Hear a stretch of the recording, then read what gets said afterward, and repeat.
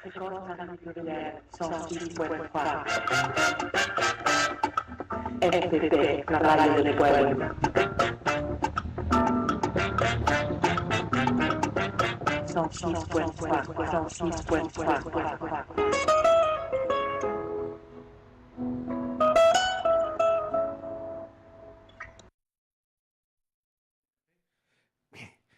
Muy buenos días, estimado auditorio de Radio Frecuencia París Pluriel en el 106.3 del FM. Empezamos la emisión correspondiente a este domingo 30 de septiembre 2018, último domingo del mes, en presencia de nuestro director Osler Amaro y el equipo de Emisiones American y Setle Perú. Por lo pronto vamos a... Después de estos saludos y esperar a nuestros invitados, tenemos un programa cargado el día de ahora. Vamos a escuchar, como siempre, la primera sección, la sección de Juanito Guanabacoa, en el 106.3 del FM. Bueno, pues estamos listos para empezar y la idea es, en esta ocasión, hablarles de la presencia de un mexicano de renombre, un historiador, un licenciado en Economía, un premio nacional en Economía mención en 2017, que es también miembro del Consejo de Morena. Morena, el partido que ha ganado las elecciones, pero que además se ha convertido en un movimiento social. Humberto Morales Moreno se presentó aquí en París para dar una conferencia sobre las intenciones del nuevo gobierno de Andrés Manuel López Obrador. Tuvimos la oportunidad de verlo hablar en francés y también de hacerle una pequeña entrevista que traemos para ustedes ahorita aquí directamente. En francés, las respuestas de Humberto Morales Moreno aquí en París el día 25 de septiembre, o sea, muy recientemente la semana pasada. Bien, bonjour à tous. Donc nous allons essayer d'éclairer ou d'éclaircir la situation mexicaine après les élections un peu surprise du 1er juillet dernier, où contrairement à la tendance dans beaucoup de pays d'Amérique latine, c'est un candidat, bien que lui-même publiquement hésite à se définir comme de gauche, c'est quand même un candidat progressiste, Andrés Manuel López Obrador du Morena. Et nous avons profité de la venue à Paris d'un éminent universitaire et ami, Humberto Morales Moreno, qui est un historien formé à l'UNAM et à l'Université de Paris 1, donc qui a l'avantage de pouvoir s'exprimer en français. Je crois que c'est clair l'image que vous avez présentée de le Mexique moderne, de la troisième transformation qu'on a devenue dans la Constitution. Mais je crois que c'est important aussi avoir l'image de les transformations politiques qu'on fait l'exercice de pouvoir. Par exemple, de las reformas para la modernidad, desde López Portillo hasta Peña Nieto, c'est la réforme structurelle, l'entrée à la modernité, qu'on a fini à la modification des lois très importantes. Aujourd'hui, la loi de sécurité intérieure, qui ont permettre de faire deux choses que c'est le problème international. La politisation de la justice, por un côté, et la participation de l'armée en des opérations internationales gérées toujours à travers des organismes internationaux pour les États-Unis. La tradition mexicaine de non-participation, de respect à la libre détermination des peuples, a interdit la participation de l'armée en cette sorte d'opération. Aujourd'hui, dans Peña Nieto, nous avons participé en à moins 10 opérations internationales militaires. Ça, ce n'est pas très connu, mais c'est de grande importance pour voir comment va à se diriger la politique de sécurité intérieure et de relations avec les États-Unis. Ouais. La deuxième question que je crois que c'est très importante de savoir, c'est qu'au niveau de las reformas estructurales, que il y avait 11 réformes structurelles qu'on a modifiées des lois secondaires par la Constitution, sont maintenant les problèmes à gérer les défis du nouveau gouvernement. Ouais. Merci beaucoup. Bon, par rapport à la première question, je vous dis que oui, c'est vrai que l'armée mexicaine, il y a eu une réforme constitutionnelle à la période, pas de Peña Nieto, ça vient de l'époque de Fox, de Vicente Fox, qui ont commencé cette réforme néolibérale qui acceptait la participation de l'armée mexicaine dans des opérations militaires internationales. Et jusqu'aujourd'hui, je crois qu'Andrés Manuel a décidé de laisser l'armée de terre en tant que l'armée surveillante de la tranquillité publique, parce qu'il a dit que ce n'est pas possible de faire un contrôle de l'armée en tant que la criminalité c'est encore très forte, mais il a dit que c'est une mesure temporaire. Et après, il a la conviction que l'armée doit rentrer au niveau de ces quartiers spécialisés. Donc, par rapport à cette réforme constitutionnelle qui permet à l'armée de participer dans les opérations internationales, je pense que c'est fini. Parce qu'il a annoncé aussi une réforme pour essayer de relancer cette vieille tradition mexicaine diplomatique de faire du Mexique un pays d'asile politique. Il a déjà commencé avec toute la migration qui vient de l'Amérique centrale, du Caraïbe, qui vient même de l'Afrique, qui traverse les territoires mexicains en tant qu'exilés politiques. Il a dit qu'il va reconnaître les droits de passage de toute cette population par la criminalisation de la migration internationale dans les territoires mexicains. Et à mon avis, je pense que c'est une avance très importante. Et aussi, l'idée, c'est que l'armée mexicaine ne va pas participer dans les opérations militaires internationales parce qu'on n'a pas besoin de faire ça. Parce que le Mexique n'a pas besoin de faire une déclaration de force au niveau international. C'est un problème américain, mais ce n'est pas un problème mexicain. Qu'est-ce que ça veut dire ça? Ça veut dire que la doctrine de la sécurité nationale qui vient des États-Unis, cette idée que tous ceux qui sont un peu suspectés de faire du terrorisme ou des actes contraires à la stabilité de l'État, ce sont des ennemis de l'État, c'est la doctrine américaine. C'est le président Calderón qui, malheureusement, a adopté cette doctrine pour le cas mexicain, les ennemis du Mexique. Je crois qu'Andrés Manuel a beaucoup changé le langage en disant que les Mexicains qui se trouvent dans un état de pauvreté méritent une espèce d'amnistie. C'est pour cela qu'il appelait à l'amnistie économique de tous ces Mexicains qui, dans un état de pauvreté, étaient des vendeurs de drogue, qui faisaient la cultivation de drogue, parce qu'ils avaient besoin de faire ça. Donc il a dit, on va faire une amnistie pour tous ces Mexicains qui, dans un état de nécessité, ont eu faire tout ça. Ce ne sont pas des ennemis du Mexique. Donc, vous voyez, il a beaucoup changé le langage. Et les Mexicains, même les Mexicains dits terroristes, qui ne sont pas des terroristes, ce sont des guerrilleros. Il ne faut pas confondre guerrilleros avec terroristes. Dans la doctrine américaine, c'est la même chose. Pour les Américains, pas Donald Trump, même Obama et tous les démocrates américains, ils pensaient les mêmes. Pour eux, toutes sortes de citoyens étrangers ou nationaux qui menacent l'institution publique, c'est un terroriste, c'est un ennemi de l'État.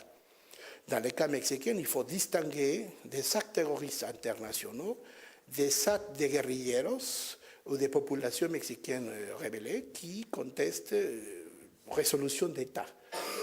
Donc c'est très important, parce que c'est pour cela que le ministère de l'Éducation va faire des gestions à partir de l'État de Puebla, parce que l'État de Puebla, Oaxaca et Guerrero, ce sont les États où la guérilla populaire d'origine paysanne sont très fortes.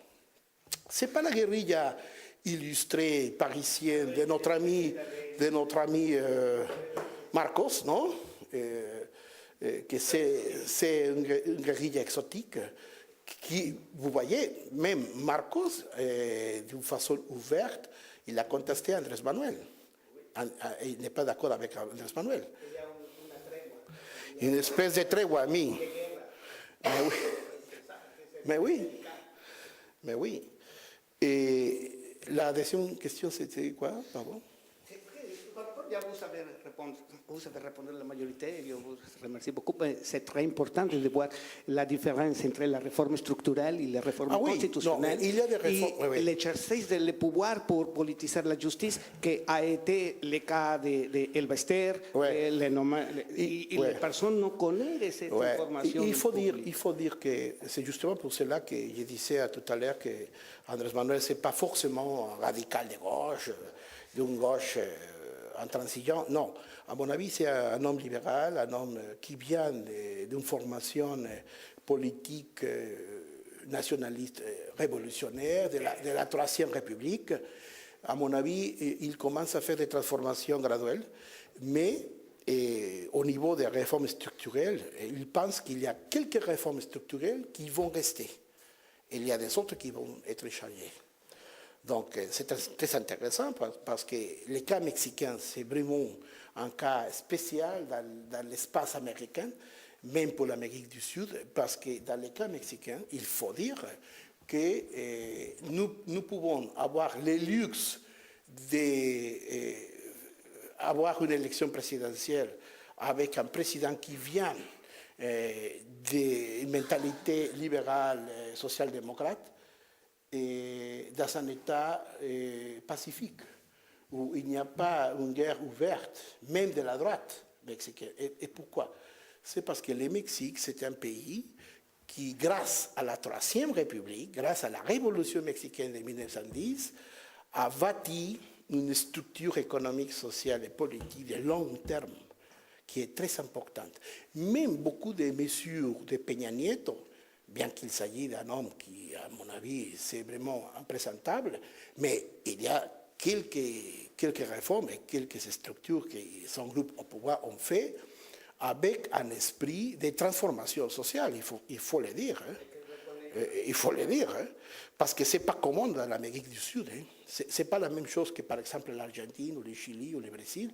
Donc, c'est la catastrophe, non? Parce que c'est même l'Équateur, oui. Non, mais dans le cas mexicain, il y a une évolution politique qui vient de la révolution de 1910 qu'il faut prendre en compte.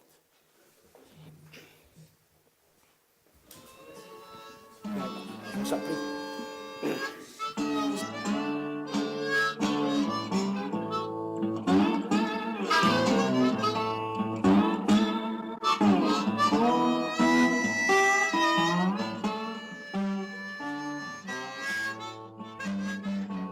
Bueno, hemos visto ahorita lo que pasó durante la presentación de la conferencia, las intenciones de México en el gobierno de Andrés Manuel López Obrador, que junto ahorita con el gobierno de Peña han hecho una suerte de pacificación, entre comillas, política.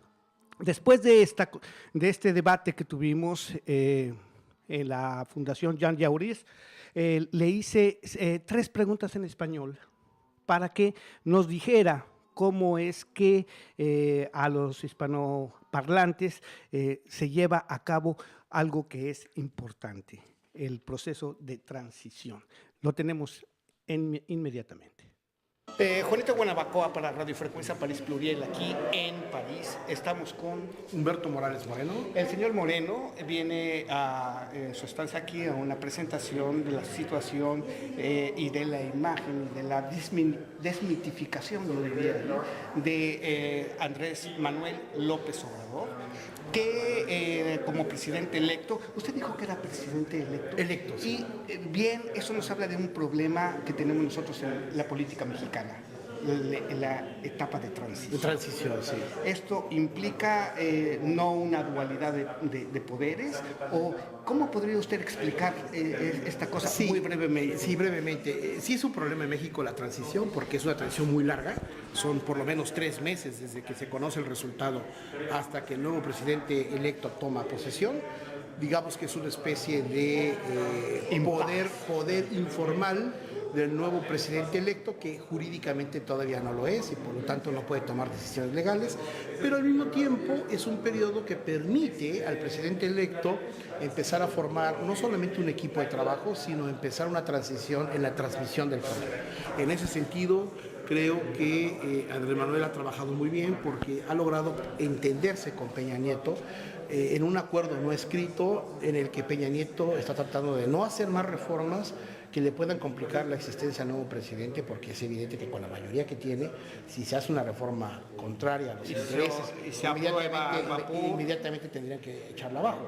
Por lo tanto, yo creo que sí, es cierto que es una transición un poco complicada porque es un poco larga, pero Andrés Manuel ha aprovechado muy bien para apuntalar el sentido de las nuevas reformas, y creo que en eso Peña Nieto se ha comportado de manera republicana, es decir, ha dejado que el presidente electo tome ya, digamos, cancha, que tome ya las 8 columnas de los periódicos, y de manera discreta Peña Nieto se está empezando a retirar, ¿no? Entonces creo que eso lo ha hecho bien. Hay también dos discursos, uno que resulta interesante, aquello que maneja lo popular, las declaraciones, los argumentos, todo esto que viene de alguna manera a ensombrecer ciertamente y a dificultar el trabajo real que se puede hacer. Para desmitificar a la candidatura presidencial después de 12 años de campaña prácticamente,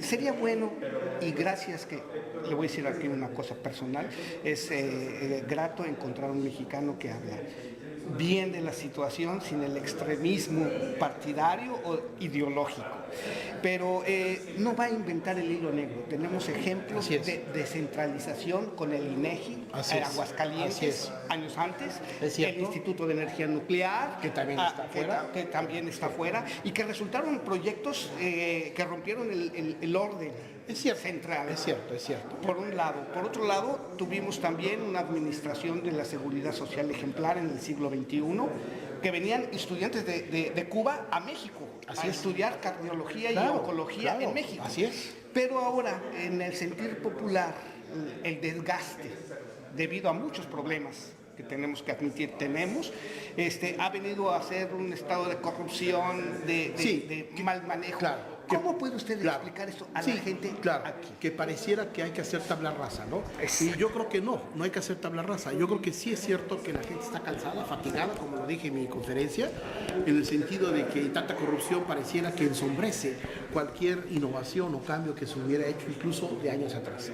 Yo creo que México no parte de cero. Yo creo que Andrés Manuel no está inventando nada de cero. Yo creo que Andrés Manuel se está apoyando en aquellas estructuras del Estado mexicano que sí funcionaron, que han funcionado, pero que han sido, digamos, malbaratadas por las propias administraciones políticas, de un PRI ya cansado, de un PRI ya desgastado, de un PAN, de una derecha que con Fox tuvo todo para hacer la gran transformación y le echó a perder. Entonces yo creo que Andrés Manuel lo que está haciendo es recoger el rompecabezas de un México que no está de cabeza, que no está en la basura, que no está tirado, que hay cosas que hay que relanzar y potencialmente que hay que potenciar, pero yo creo que la gran oportunidad de Manuel para realmente profundizar en las reformas estructurales serias que México necesita, que es abatir la pobreza extrema, abatir la desigualdad extrema, acabar con la corrupción, acabar con los cárteles de la droga, o por lo menos tenerlos bajo control, y limpiar la imagen de la justicia, que efectivamente ha sido muy lacerada en los últimos años. La última pregunta, mi estimado señor Moreno, es los ataques mediáticos que se dan en todos lados, en todo el mundo, las fake news que se han dicho ahí, y discursos de la posverdad y todo esto que nos llegan. Hay interés de ver a un México desestabilizado. Aquí en Europa, le voy a decir, la última semana es una lluvia de información de las matanzas, pero que ya pasaron. Claro, exacto. Entonces es una moda. ¿Cómo la estrategia de política se puede diseñar para evitar esa guerra? Yo creo que sí. ¿Cómo lo enfrenta? Mira, yo creo que sí es una buena cuestión. Es cierto que en Europa hay una propaganda un poco perversa. Siempre la ha habido, pero ahora, curiosamente, se quiere privilegiar el México fragmentado, el México violento, ¿no? Y no se quiere privilegiar las transformaciones que se están haciendo. Pero esto es lógico porque mucha prensa internacional responde a intereses económicos de grupos de interés que tienen inversiones en México y tienen miedo de que estas inversiones exactamente, que se les meta en carril. Yo creo que ahí va a ser muy importante que el nuevo secretario de Relaciones Exteriores, Marcelo Ebrard, que por cierto es de origen barceloneta, de familia de origen francés, yo creo que Marcelo Ebrard tiene mucha experiencia. Compañero de La Salle.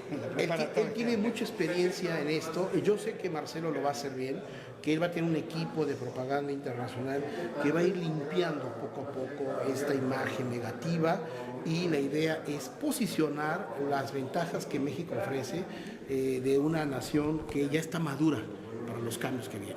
No es una nación que se inventó ayer, ¿no? Es una nación ya de una larga tradición, incluso democrática, incluso republicana, mucho más democrática y republicana que incluso en muchos países de Europa. Eso es Yo importante. quisiera platicar más ampliamente con usted, señor Moreno, pero bueno, veo ya que aquí tienes que quitar la sala, no estarás el próximo domingo, disculpa de hablarte. No, al somos contrario, de la misma claro, por generación. supuesto. Y además es la moda también. Claro, por europea. supuesto. Y bueno, decirle a nuestro público escucha que estas transmisiones del programa que somos aquí, estamos en Radio Frecuencia París Plurial en el 106.3 del FM, se transmiten también en Puebla y nos repiten en Los Ángeles. Perfecto. La idea. Muy bien. Excelente. Un saludo a Raúl Fraga, periodista en México, Excelente. y al doctor Norberto Emerich en Argentina, porque él está muy interesado. Bueno, pues como ven ustedes, es una declaración que deja muchos entreveres y preguntas sobre la situación militar. Es que de veras México requiere hacer una presencia de demostración de poder. Con el último desfile militar tuvimos más de 18,000 personas en el desfile, un gasto impresionante en lo que es adquisición de equipos de guerra y todo esto que hemos venido siguiendo. Para mayor información pueden ustedes cliquear, como se dice, en YouTube, en Google, Juanito Guanabacoa, y tendrán la información completa, la conferencia presentada en la Fundación Jean Jaurès. Por nuestra parte, terminamos esta sección de Crónicas de Juanito Guanabacoa en la emisión Américas y Setle Perú desde el 106.3 FM Radio Frecuencia París Pluriel, y seguimos en la dirección de Osler Amaro la presentación y la programación correspondiente a este domingo. La emisión Américas consagrada a la actualidad de América Latina. Les decimos que el presidente electo de México, Andrés Manuel López Obrador, se comprometió esta semana ante los padres de 43 estudiantes desaparecidos en 2014 a esclarecer el lamentable y triste caso en el 4º aniversario de un crimen que cimbró al país, a México y a la comunidad internacional. También decirles que una comisión gubernamental mexicana reconoció por primera vez en 50 años que la denominada masacre de Tlatelolco a manos del ejército y que puso fin al movimiento estudiantil de 1968 fue una violación a los derechos humanos y un crimen de Estado.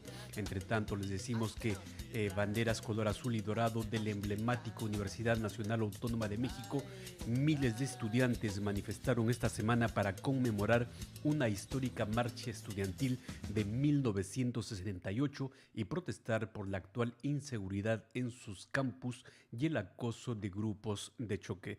Juanito Guanabacoa, precisamente, recordando estos 50 años de la masacre de Tlatelolco. ¿Qué pasó? Bueno, es una historia que ha dejado huella, bien que fue un movimiento mundial que se dio aquí en mayo y repercutió hasta octubre en México.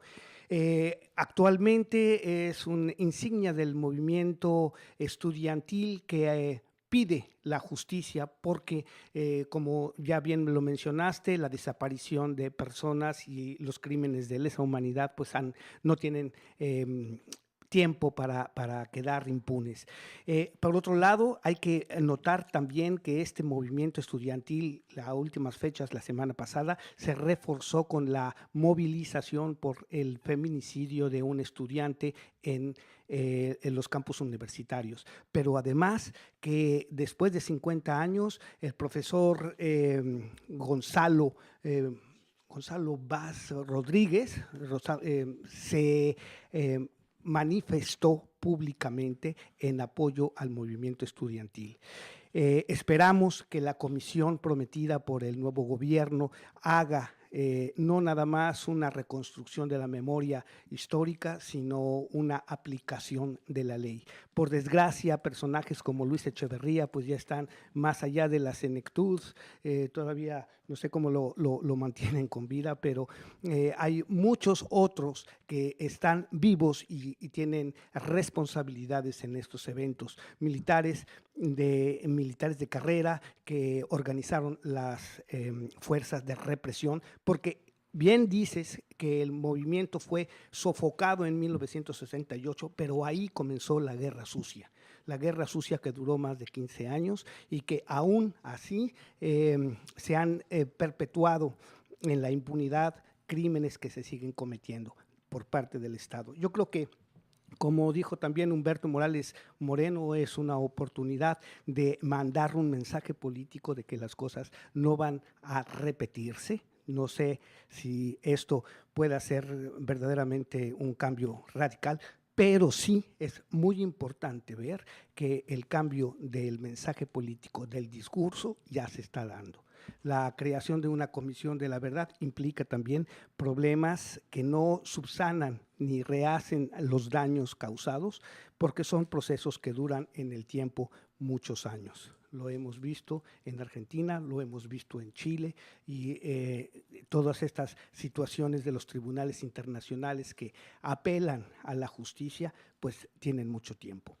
En estos 50 años que han pasado, ¿es que hubo algún imputado hasta el momento de lo que ya justamente es declarado como crímenes de lesa humanidad o como violaciones a los derechos humanos en la matanza allá en Tlatelolco? Tuvimos juicios políticos en los que fueron indiciados el expresidente Luis Echeverría, entre otros. En el caso de Luis Echeverría quedó exonerado, los archivos han quedado sellados, es ahora que se comienzan a ir revelando y bueno, sí hubo juicios políticos, sí hubo una exoneración de Luis Echeverría, principal señalado como secretario de Gobernación en la gobernatura de Díaz Ordaz, y bueno, todo esto pasó a un campo de pantano. Se quedó así, jamás se abrieron los archivos hasta últimas fechas y bueno, quedan todavía muchos pendientes. El gobierno habla de una cifra de 300 víctimas, de 300 muertos en la plaza de Tlatelolco, pero tenemos información que pasan de los 3,000, así es que hay mucho todavía por hacer.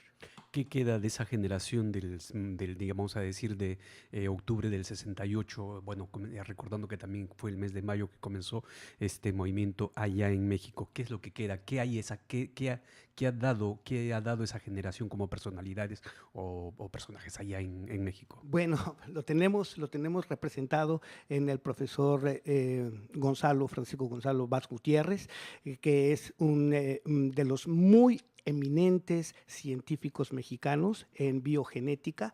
Él ha sido candidato a la rectoría de la universidad en el pasado periodo, antes de que estuviera el actual rector, y hay todavía un equipo de exalumnos sobrevivientes del Comité Nacional de Huelga, que son precisamente los que están manejando aquí. No recuerdo ahorita los nombres, pero sí hay estos. El más significativo es el profesor Gonzalo, que marchó en la Marcha del Silencio con el rector Soberón en la calle, precisamente en 1968, junto con Julio Scherer García y otras personalidades que tomaron la calle. La historia se vuelve a repetir 50 años, bueno, un poco menos de 50 años, esto fue el 2014, con los 43 estudiantes desaparecidos. ¿Cómo están ahí? ¿Cómo están ahora? Bueno, los movimientos, el movimiento representa ya una bandera que defiende los derechos no nada más de los 43, sino de los 23,000 desaparecidos en el sexenio a partir del primer sexenio de la transición que se dio con Calderón Hinojosa. Ahorita, actualmente, los padres, como bien has dicho, se han reunido con el presidente electo. El presidente electo ha mostrado su intención. Desgraciadamente, vamos a ver qué es lo que sucede a partir del día 1 de diciembre, que es impuesta la banda presidencial y comienza de lleno el ejercicio del poder por parte del gobierno electo. Lo que sí estamos viendo es que hubo mucho rechazo, recordaremos, a la Comisión Internacional que hizo investigaciones y recomendaciones. Hubo también una verdad histórica que no ha satisfecho a nadie. O sea que este caso no se puede decir que se ha superado. No se ha superado ni en justicia, ni se ha superado como historia política de algo que sucede y tiene una respuesta. Vamos a ver qué sucede y todo esto, bueno, ahorita está en la intención política. Vamos a ver que se lleve a cabo en la ejecución social. Digamos, los gobiernos del PRI, del PAN o del ex-PRI, que ahora nuevamente va a subir, ¿cambiará algo o qué expectativas hay allá en México? Bueno, hay una cosa muy importante. La guerra política va a tener una geoestrategia diferente. Partidos como el PRD están a punto posiblemente de perder la candidatura. Estados como Guanajuato y Puebla están por determinar la anulación de las elecciones. Así es que la recomposición política del viejo PRI, si no se da, sí va a ser un actor menos poderoso que en el pasado. Esto es, que además con la nueva conformación de partidos y de organizaciones civiles, pues vamos a tener un proceso bastante complejo y muy difícil de poder decir qué es lo que puede pasar. La verdad es que el desgaste que ocasionó la toma de poder de 70 años del PRI y un proceso de 12 años de otros gobiernos, de otros partidos, pues han dado el resultado esperado que sería el cambio total con Andrés Manuel López Obrador. Pero esto no es la respuesta, esto es nada más la tendencia y el descontento social que se ha manifestado en las urnas. Estamos hablando de un Estado oficial vía los partidos políticos y por supuesto cómo van la historia o digamos la distribución de México por parte de los patrones. Bueno, vamos a ver todavía qué es lo que pasa. Por lo pronto ahorita, el apoyo que ha recibido, y esto lo digo entre comillas, el apoyo que ha recibido de los sectores patronales, el nuevo gobierno está en función de lo que va a hacer.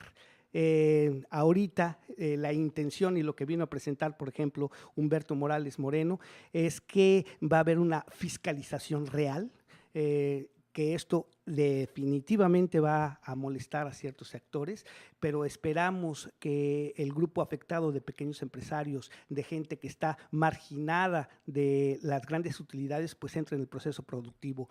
México es un país que entre las 10 economías de América Latina, pues tiene uno de los primeros lugares y no es fácil decir que las cosas van a cambiar de la noche a la mañana. Claro, eran el lado de los patrones oficiales, de los otros patrones. Estamos hablando de los jefes de los cárteles que hay allá en México. Bien, la verdad, la realidad va a ser que sigue la lucha por el territorio, sigue la lucha política, sigue el ejército siendo un actor que está entrando a las labores policiales. Esto no puede cambiar de la noche a la mañana. Humberto Morales Moreno dice que ojalá y se tengan a los carteles en control, pero la realidad es que ahorita es un actor político el narco en México. ¿Por qué? Porque tiene nombramientos de personas que están completamente coludidas y trabajando para las organizaciones internacionales de narcotráfico. La Federación de Sinaloa, que es un conjunto de carteles, tiene presencia en 52 países en el extranjero, y no con comandos ni nada, no, con presencia económica de miles de millones de pesos. Eso los hace patrones, los hace actores políticos y los hace entonces jugarse la territorialidad. Hay que ver que el narco tiene territorialidad, tiene leyes que se están ejecutando, tiene todo un complejo y tiene control de la población, tiene el control de esas tres características, son características del Estado. Así es que tenemos un Estado dentro de otro Estado y mientras esta no se defina, pues vamos a seguir sufriendo. Tenemos que ir tapando los agujeros, como es el tráfico internacional de armas de los Estados Unidos a México. Tenemos que tapar los agujeros fiscales que existen en las grandes corporaciones y en lo que permite hacer el lavado de dinero, que eso es lo que les da poder y presencia. Que tenemos también que evitar entonces esas pequeñas corrupciones de los gobiernos estatales que permiten la presencia tácita de personas fuera del complejo político social autorizado y legal y que hacen presencia fáctica en el control del territorio en México. ¿La diáspora juega algún rol o simplemente son observadores? Porque bueno, vamos a ver. Bien, lo has dicho y siempre yo comulgo con el punto de vista que tienes. La diáspora puede ser también un adorno, pero también puede ser el detonante de filtrar las informaciones a los tribunales internacionales, a la opinión pública internacional. O sea, juegan realmente un papel de información más que de apoyo. No estamos en la preguerra de la Segunda Guerra Mundial, que las organizaciones de afuera pues sufragaban y participaban de una manera más activa en el proceso nacional. Ahora, pues, muchas de las organizaciones tienen que subsistir, tienen que hacerse de fondos, tienen que comercializar de alguna manera el problema y bien que si apoyan de manera económica y de manera moral, lo que hacen y que es sustancial es la filtración de información, la canalización de las querellas y de las quejas de defensa de los derechos humanos a los tribunales internacionales. Y eso es una importancia pues bastante fuerte que no puede realizarse allá en el terruño porque pues están cooptados, ¿no? Hay libertad de prensa, sí, la gente puede decir lo que sea, pero matan a los periodistas. La gente puede decir lo que sea, pero la información no se conoce en Europa. Entonces, todo este fenómeno pues implica que la diáspora, la gente que vivimos fuera del terreno, pues tenemos realmente una presencia en la foto y tenemos también una presencia moral, pero tenemos también un papel importante en la difusión de la información.